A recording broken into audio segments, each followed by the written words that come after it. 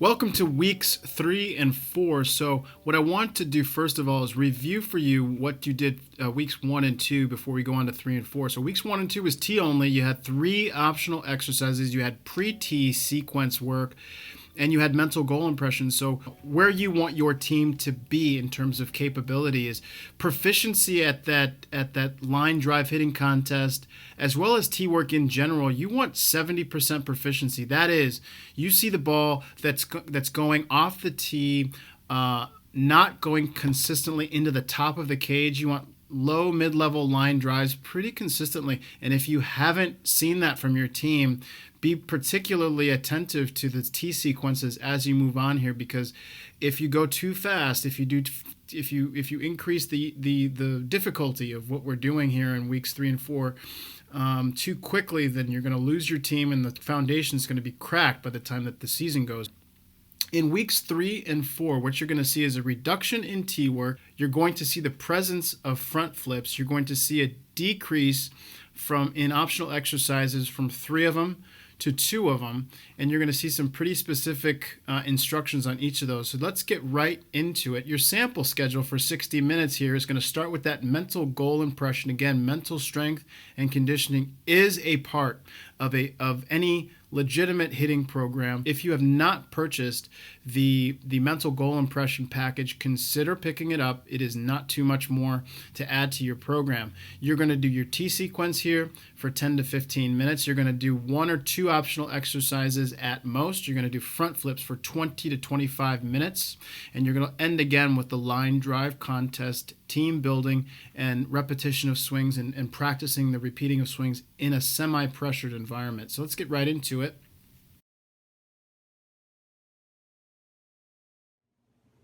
Now, being a great teammate might not sound like it's very productive. It is, and here's why.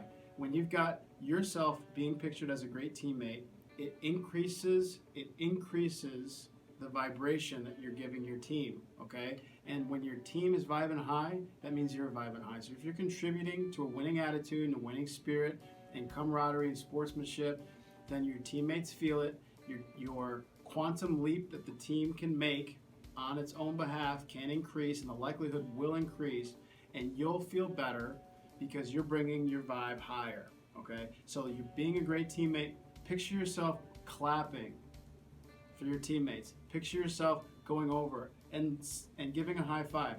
Picture yourself being genuinely happy for that person who might have just scored, who might have just gotten a base hit in a round through the batting order in which you did not. Picture yourself giving that person praise. Picture yourself being thankful for the coach who's working so hard, or coaches who are working so hard for you. Picture yourself being great for your parents and making your parents proud as you carry yourself around the field, sprinting out to your position, sprinting back, being loud, being supportive. That's a hugely important part of being part of a team in any situation, whether it's sports or not. Being a great teammate. That's your MGI of the day. Your T sequence is going to be middle away 3, middle in 3, and then you switch if there's a partner. Middle away 3, middle in 3, one more time, and then you switch. Away 3, and then middle away 3, and then in 5, middle away 1. So in here we're doing in 5 to be able to get the players to get that bat path, to be able to get that pull side double or pull side home run. So we're going 5 straight repetitions at that in place. Notice we didn't do in early on in weeks 1 and 2. In the next one is in 5, middle away 1, and then in 1 and middle away 1, ending on hard contact. And again, as the players progress, do the sets of 2 and then switch, so that you're getting about 7 to 10 reps per guy, but keep them in sets of 2 and keep the whole room on the same seat. Don't let people jump ahead to the next sequence. That way everybody's kind of in the same rhythm and you're doing the same things, okay? So that's the T sequence. The next thing we're going to do are the optional exercises. Again, no more than 2 here because we have to compensate for the increase or the creation of the front flips portion of your program here in weeks 3 and 4. So this is going to be no more than 2 optional exercises. And here are your video options for your optional exercises. Here are your video samples for those. This is the full Monty drill. This is something that we use. It's a hands drill. It's up the middle drill. Works really well to isolate the upper body and keep the lower body out of the equation. But again, it's a hands drill. So what we're going to do, we've got our T and we've got our T map. We've got it set at middle. This can be done at any location, but flagship is at middle.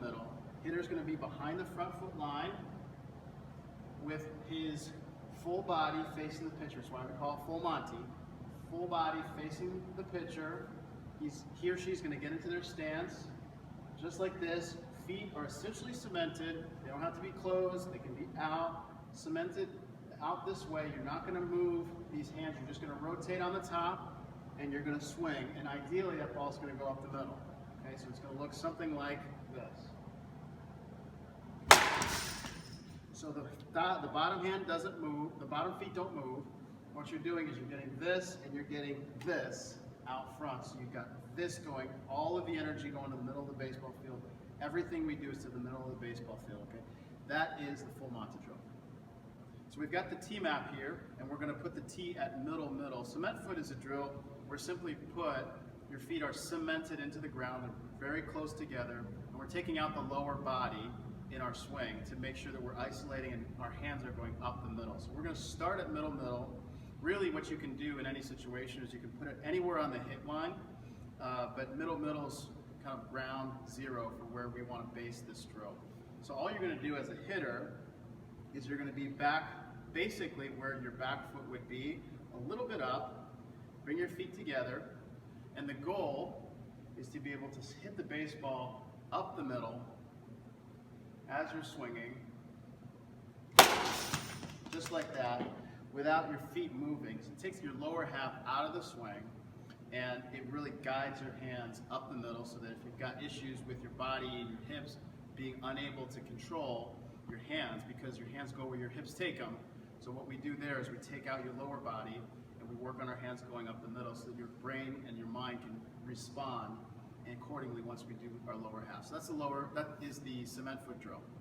This is the around the world drill. So this is a drill for people who have trouble hitting against their front side and have a regular occurrence where their hips are taking their hands off the baseball. So around the world really simply starts with the hitter's back to the pitcher. So we've got our T map. This is set up middle as normal for us. You can do this anywhere you want.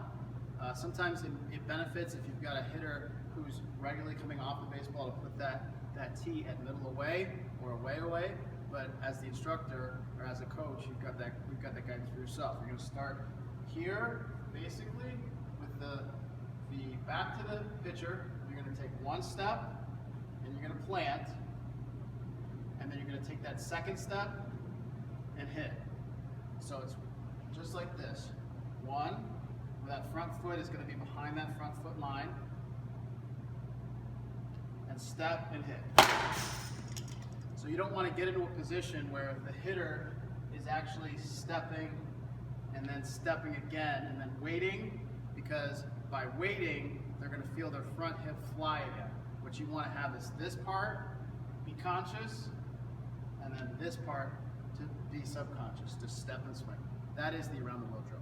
Okay, so again, no more than 2 optional exercises in weeks 3 and 4, so you have enough time to do front flips. Now, front flips, your guidelines for front flips, very specifically, you've got your T-maps while you're doing front flips, and here are your instructions. Middle away, and away should be the delivery. I prefer underhand instead of overhand at this point in the off season. And what we're also looking for you to do is to keep it at medium velocity. Don't increase the velocity, provide any sort of velocity element to what you're doing in front flips. What you're looking for is some consistency up the middle into the opposite field, but you can see on the tee work that we're already priming the player to be able to swing inside, which is going to show up in weeks 5 and 6 on flips. So be aware of that as we go forward here. What you're looking for in your team is you're looking for that player to be able to load correctly and load in the right timing mechanism. We created a video called When I Get Ready, You Get Ready. Here's that video now. What we're looking for basically is we're looking for that player to be able to give him or herself enough time to make that negative move back and then to load their hands and to separate a little bit before that pitch gets delivered. Have a look at the video. Hey, this is Jody Garrett. A little bit of a different angle here. This is called I Get Ready, You Get Ready. It's really simply a timing drill. It's something that the coaches and the instructors will be telling the hitters. So what we want to do for hitters who are chronically late, okay, for hitters that are late in getting on time, what you want to see is you want to see the load and a little bit of separation before the release point. And that's something that the coaches or instructors can tell the hitter, to remind the hitter that when the pitcher gets ready, you get ready. So when the pitcher breaks his hands, or in a BP setting, same thing, breaks his hands, or in an underhand situation, when you see the pitcher go like this, as we'll show you here in a second, when the pitcher's hand goes back, the hitter is going to load and separate a little bit and start to make his movement towards the pitcher. So when I get ready, you get ready is just simply the prompt that you give the hitter that is chronically late. You want to see the load and a little separation before the release point, okay? Here's what that looks like. So I don't have a bat, we're not protected here, but I want you to get the timing part of this. So really simply, the pitcher is we're gonna do the front flips scenario, where the pitcher's going to go back and you're going to see me load and separate just a little bit before the pitch goes, okay? It's going to look something like this. He gets ready, I go back, and now I'm coming all the way forward to get ready to hit, okay? So that back timing and this front coming up a little bit before the release point is really what you're looking for. And when you don't see that, what your instruction to the hitter is, hey, when I get ready, you get ready. That's this drill. So again, to reiterate, when you see the pitcher, and this is going to be true whether it's underhand or overhand, but when you see the pitcher do this, if it's underhand and he's got the ball and the pitcher is doing this to get back to deliver it, when you see this, the player should go like this, so that all the player has to do is when the ball is flipped and released, the player's already back in the negative load, and he or she only has to come back to the middle and either turn or not turn. You should see that lower half lead the swing. You should see the lower half commit before the upper body, and that is if there's one thing that I could impress upon anybody who's watching this video now, whether you're with a team or whether you're doing this individually, is that timing matters so much more than anything else. You could be the leadoff hitter to a 7 o'clock game and get there at 6 p.m., get yourself loaded and get yourself slightly separated, and you will be on time for the first pitch. If you are a half second late for that pitch, if you're primed to be able to load as the release point occurs, you're too late, because the minute that player, whether it's in softball or baseball, has a velocity element to it, when that player is able to deliver that ball faster than you can load, that's the moment that you die as a player, that you die as a hitter. You don't have any chance if you're late. You do have a chance if you're early. Very important point. That'll do it for weeks 3 and 4 with content. Looking forward to see you in a couple of weeks. Your schedule is going to change again in weeks 5 and 6, so I'll see you on the other side of that. Best of luck.